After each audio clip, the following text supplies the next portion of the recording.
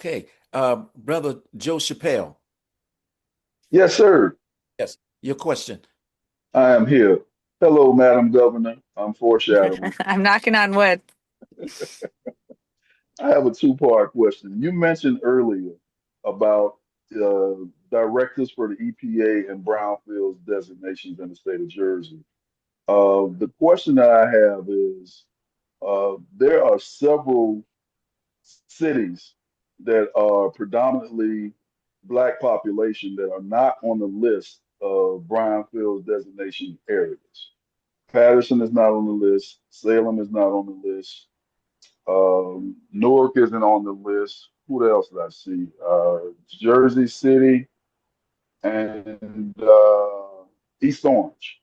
They're not on the list for those particular BDA from a federal or state Hmm, standpoint. that really surprises me. Yeah.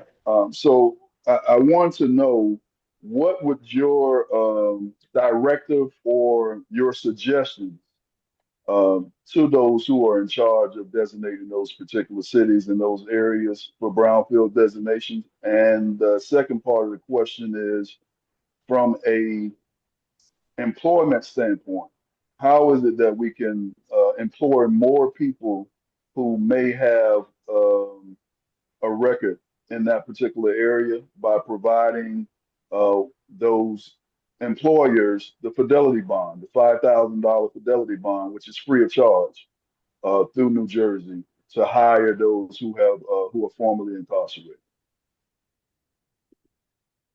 So, a couple things. New Jersey, it's kind of good news, bad news.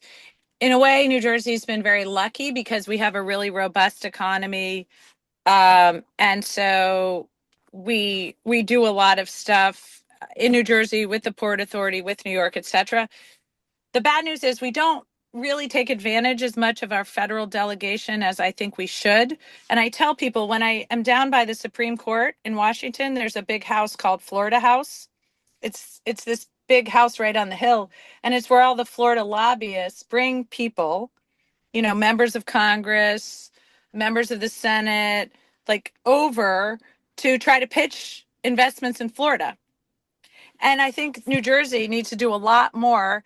And so, as governor, I'm going to have briefings with the delegation to say, look, what's going on this is what we're seeing going on in Congress. Here's what the state needs you to get involved in. So if we need more designations for brownfields, we can have our whole delegation, and we have a pretty decent sized delegation, and they're mostly Democrats. So when Democrats are in the majority, we have a lot of opportunities to really fight for some of the priorities of New Jersey and fight for more federal dollars to come back into New Jersey to invest in those areas.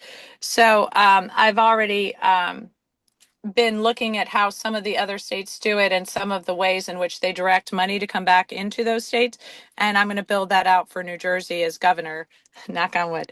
And then as far as getting previously incarcerated people onto some of these jobs, that's something I've always said. I don't think I think if you go to jail, you do your time, you get out. It should not be a lifetime sentence. It shouldn't it shouldn't be you do your sentence, you get out. That should be it. You paid your debt to society. You shouldn't constantly have to be paying. You should be able to get ahead. And so the bonds, I'm happy to look at the bonds. I also think part of it is having a network that can vouch for you. So having people that say, yes, this is a person that we work with. And by the way, if, we'll give you our guarantee that this person is going to be a good worker and show up for, 2 years or whatever it is.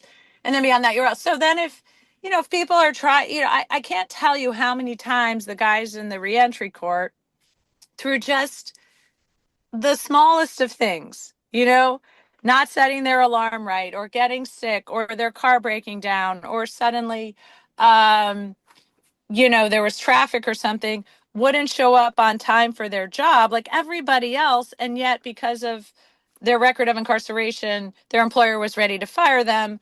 But of course, because they were working with the reentry court, the judge would call and say, look, this is what happened. We're going to make sure he has a bus ticket, or we're going to make sure he gets there, or we'll send the probation officer by his house to make sure he's going. So just having those kind of wraparound services to vouch so that a lot of formerly incarcerated people have access to those jobs, and then can, after the employer becomes familiar with you and sees you're a good worker and stuff, then that can phase out. But I do think having that confidence that people vouching for someone gives an employer is really important. I think that just helps kind of pave over some of the everyday life experiences that every single person has experienced. But sometimes people who are formerly incarcerated don't get that grace that the rest of us get.